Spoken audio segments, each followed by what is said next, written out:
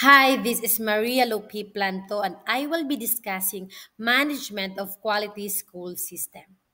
A quality management system is defined as formalized system that documents processes, procedures, and responsibilities for achieving quality policies and objectives. So the QMS or quality management system helps facilitate and lead an organization's activities to satisfy client needs and improve its effectiveness and efficiency on an ongoing basis. Remember, quality education needs quality management. So, the school quality management is the organized process of ensuring excellence in all aspects of school operation, curriculum, teaching, leadership, administration, and student outcomes.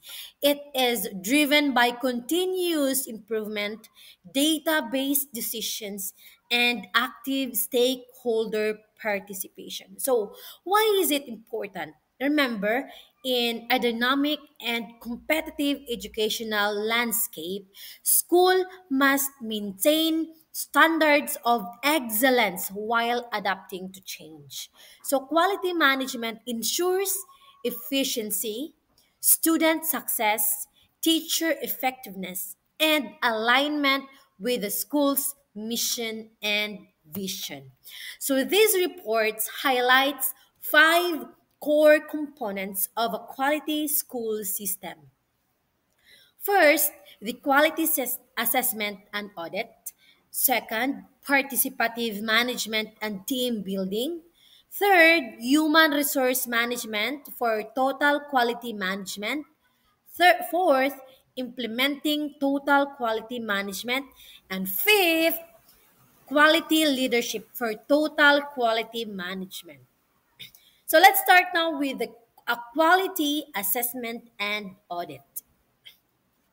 So, quality assessment refers to evaluating the effectiveness, efficiency, and impact of school systems and programs, while quality audit is a systematic, independent review of educational processes and outcomes. According to Salis 2002, quality in education is not just about academic outcomes, but also about the processes, culture, and continuous improvement mechanisms that support those outcomes. So, what's the purpose of quality assessment? Here, to monitor, to assess, and evaluate all aspects of school life. Remember, all aspects of school life, including learning outcomes, learning outcomes of our students, the teaching practices of our teachers, and the learning environment, the community itself. Next, quality assessment methods. Of course, student assessments, their quizzes, their exams, and teacher evaluations, and classroom observations, feedback from stakeholders. So while having this assessment, of course, we need to assess our students if they are still um, doing well in the classroom. And of course, we need to evaluate our teachers, observe our teachers, our workers, and ask feedback from our stakeholders. Quality audit purpose is to verify the quality management systems are in place and functioning effectively, ensuring compliance with established standards. Its process, a systematic and independent examination of schools' quality management system, including its policies, procedures, and practices. So, of course, we need to check the system of our school, check our policies, check our procedures and practices. If we are still in place and we are still functioning well, operating well, and to ensure that we are following we are still complying with the established standards, rules, or policies. So the focus is to assess the effectiveness of quality management processes, identify areas of non-compliance, and recommend corrective actions. So there will be recommendations and there will be commendations. So these are the benefits. Audits help ensure that quality standards are being met, identify areas for improvement, and enhance accountability. So, audit and assessment should work hand in hand. So these are the key concepts. First, types of assessment. As we all know that assessments include formative assessments, the ongoing assessment, the summative or end of the term assessment, and diagnostic initial skills assessments to guide instructions and support student progress. So we need to assess the the students their learning outcomes. Second, school-based performance indicators, the dropout rate, the test scores, and even the achievement test, and check also the attendance rates of our students. Next, remember the internal and external audits. So internal audits conducted by the school staff, and external by accrediting bodies outside or ed supervisor source to ensure compliance and transparency. So here we have evaluations. So outside audits also from CPUC, from higher ups. Fourth, accreditation and benchmarking. So, accreditation ensures schools meet set standards, and benchmarking allows them to compare their performance with similar institutions for growth and alignment. So, here we have the PIAC accreditation, the triple A accreditations, and many more. So these are for the growth of the school. And of course, it also helps us to be more productive through benchmarking, learn from other schools or sister institutions. These are the tools and techniques. Check we should have this SWOT analysis. So check the strength, weaknesses, opportunities, and threats because it helps schools honestly evaluate internal capabilities and external challenges. So we also have this SIP, the school improvement plan. Like for 5 years, we should have this plan and check if we accomplish the 5 year plan, strategic plan or not yet. So third is the ISO 9001 standards in education. So this ISO, it promotes a standardized approach to quality management education in education. So remember, quality assessment and audit work together hand in hand to create a robust framework for managing and improving the quality of education within a school system. Equalities assessment reveals both strength and areas for growth, preparing us to serve better. So in 1 Corinthians 14:40, it says, let all things be done decently and in order. So let's move to participative management and team building.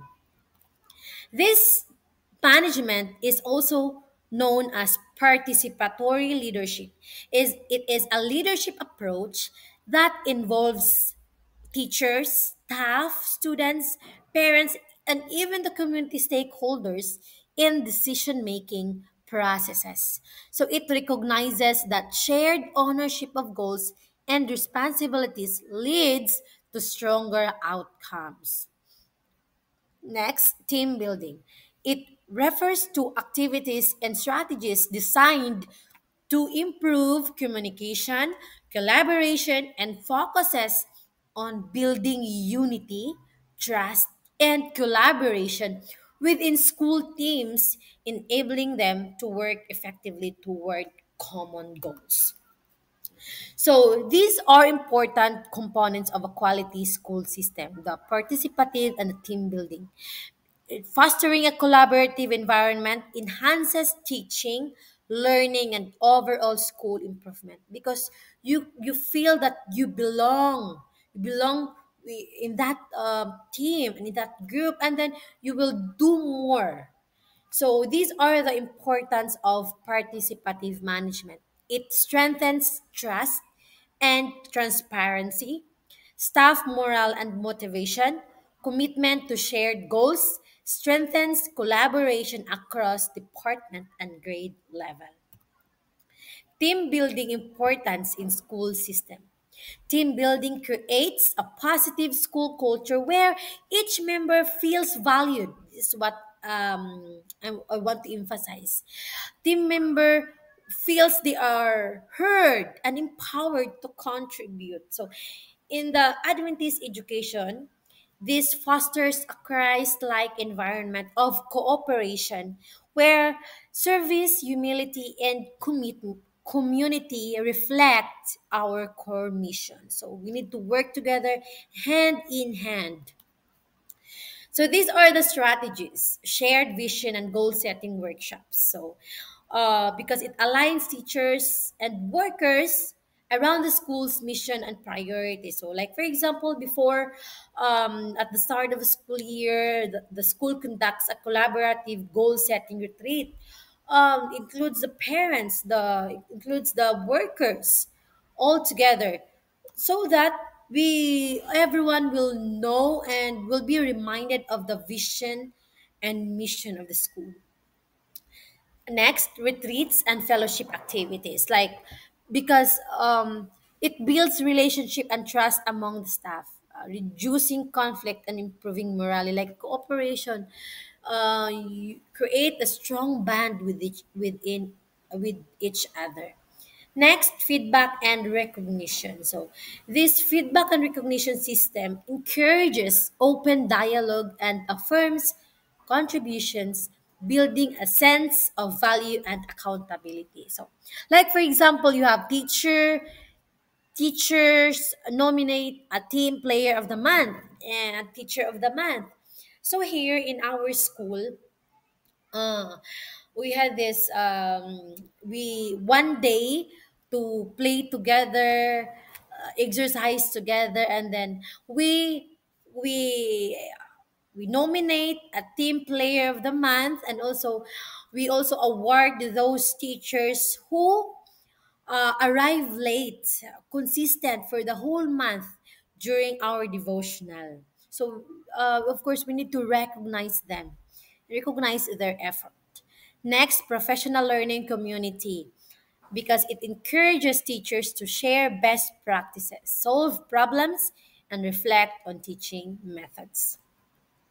So when participative management and team building are implemented effectively, remember, if these are implemented effectively, this can lead to a more engaged, more motivated, and productive school community, ultimately improving the quality of education.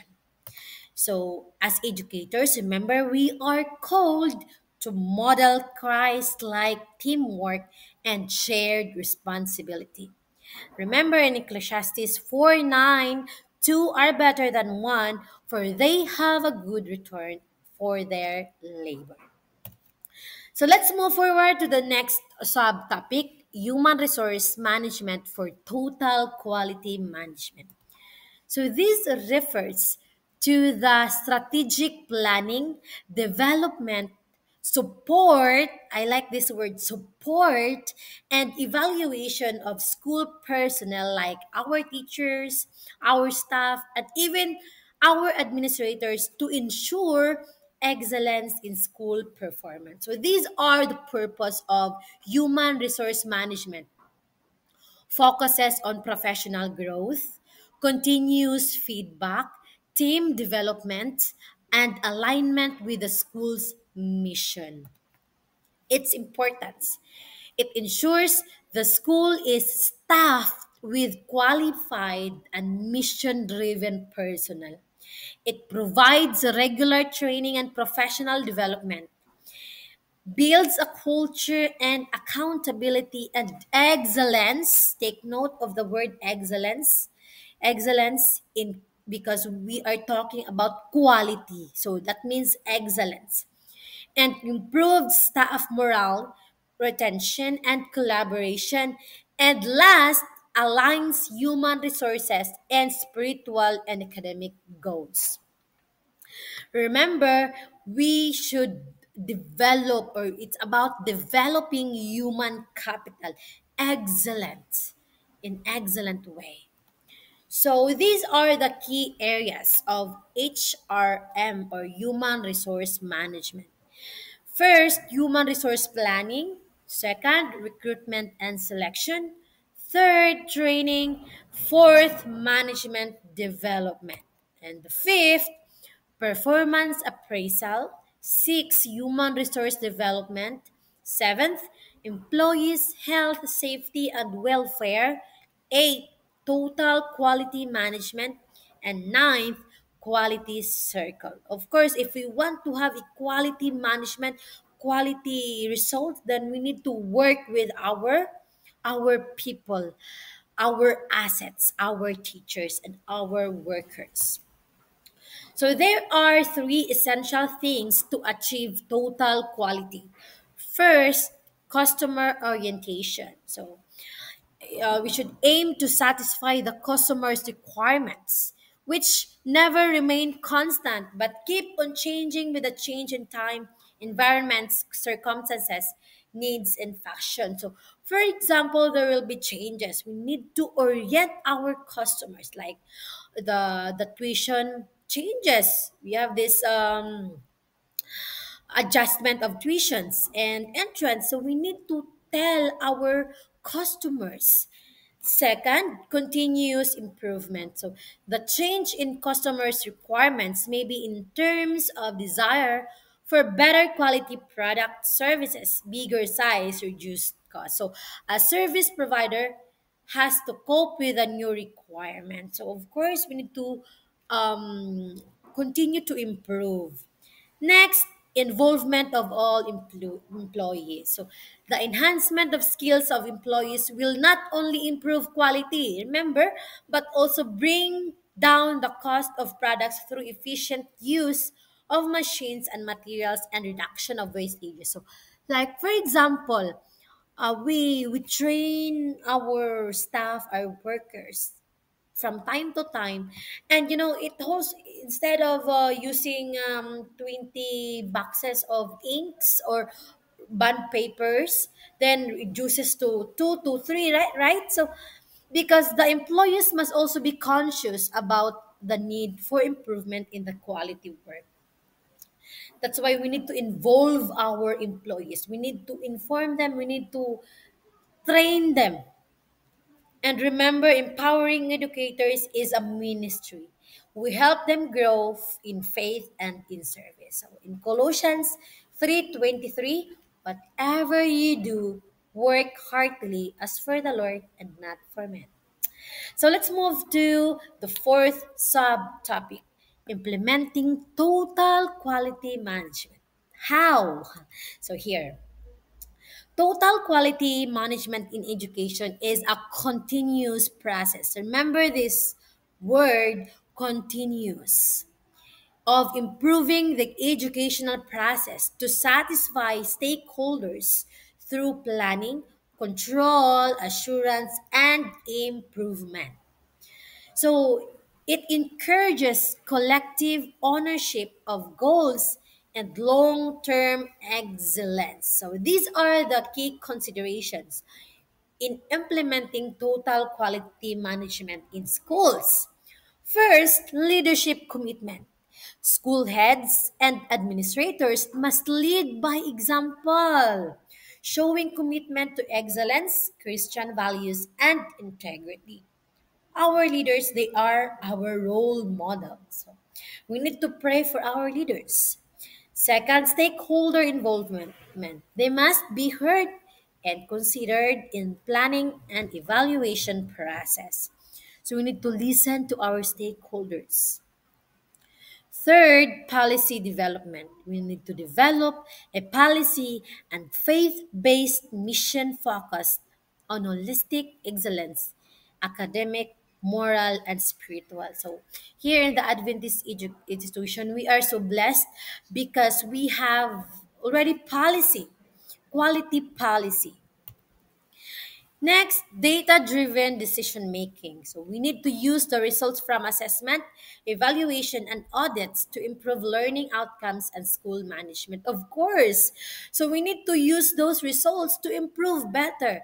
Uh, remember the commendations, remember the results, the feedbacks, and use all of those to improve learning outcomes and school management. Next, continuous improvement culture. So we should encourage innovation, training, and personal growth, and celebrate small wins and learning from shortcomings.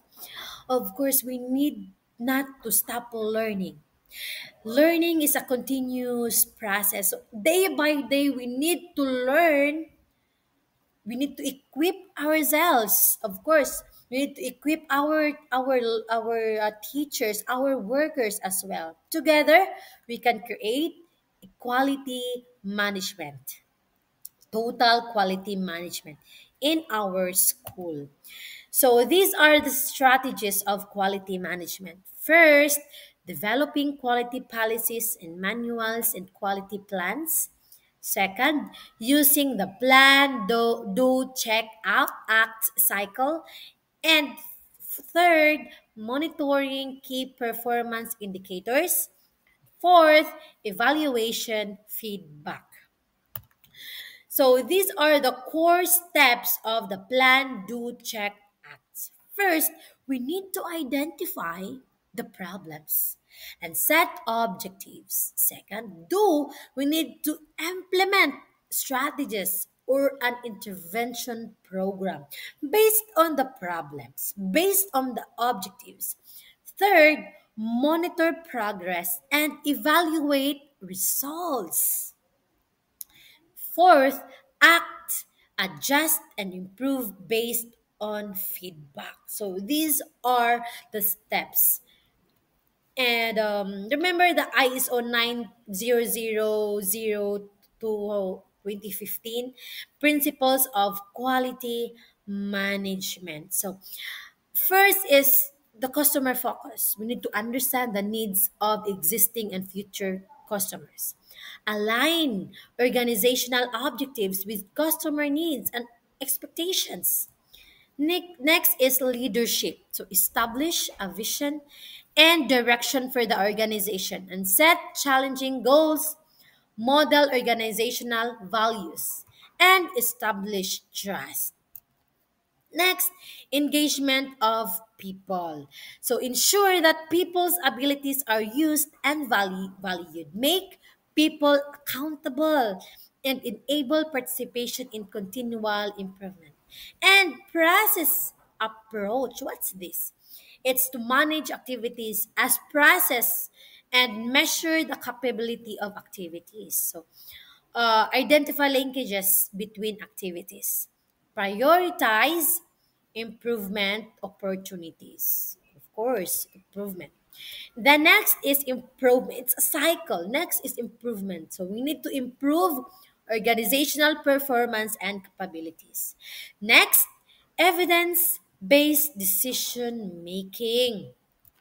So we need to ensure the accessibility of accurate and reliable data. We need to use appropriate method to analyze data and make decisions based on analysis and result.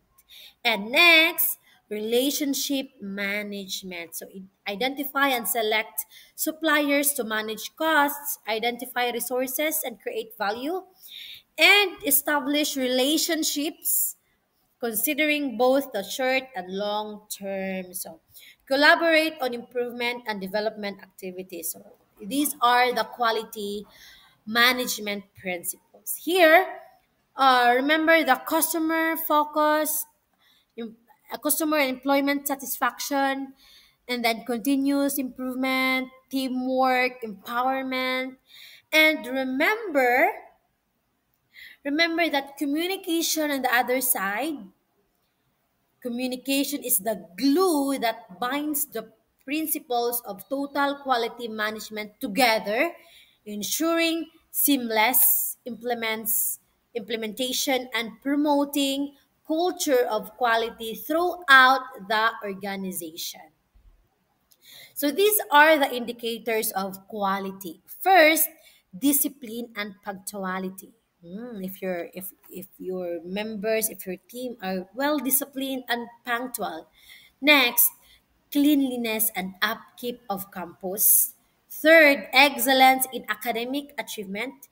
Fourth, organizational climate or culture and satisfaction of the customers. So remember, total quality is achieved not through perfection, but it's about leading a spirit filled culture of excellence, service, and growth. Every process must point back to our greater goal to help students grow in character, wisdom, and readiness to serve both here and in heaven. Remember Proverbs 16:3, commit to the Lord whatever you do and he will establish your plans. So let's move on to the last subtopic, quality leadership for total quality management. Quality leadership in the context of total quality management is the ability of our leaders to guide, to inspire, and empower every member of the school community toward shared excellence.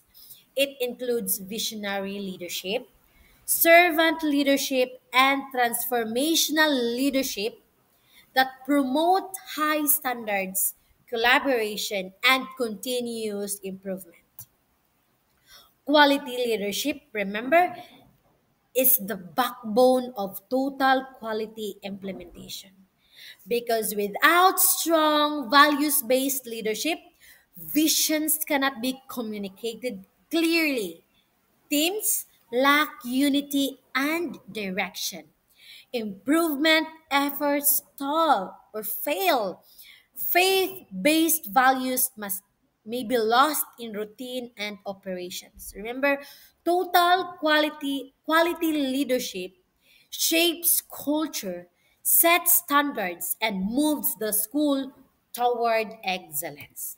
According to Anne Marie Loriman, leadership in quality management goes beyond managing processes.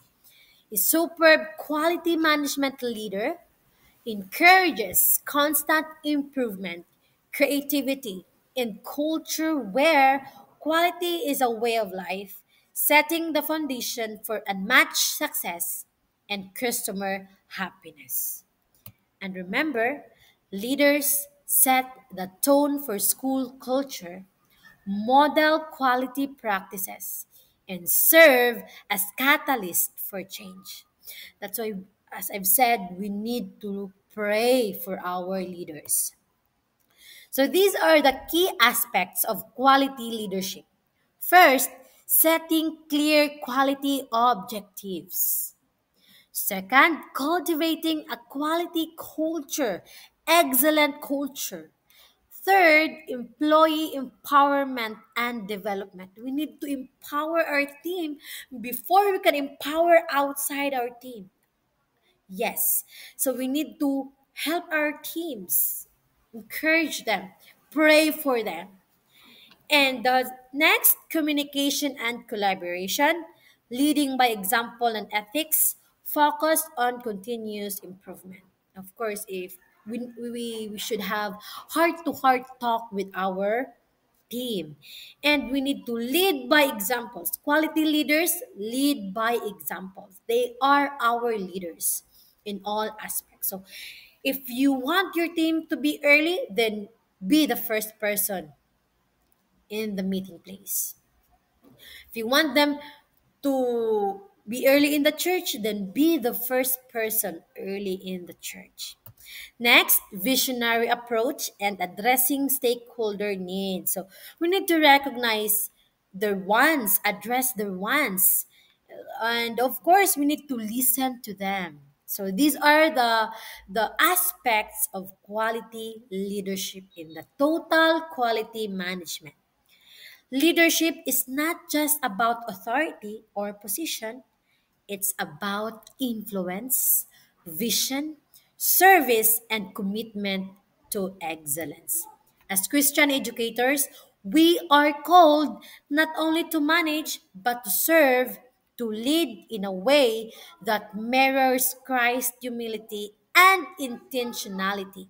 Because quality leadership is about creating an environment where students and staff thrive in both character and competence.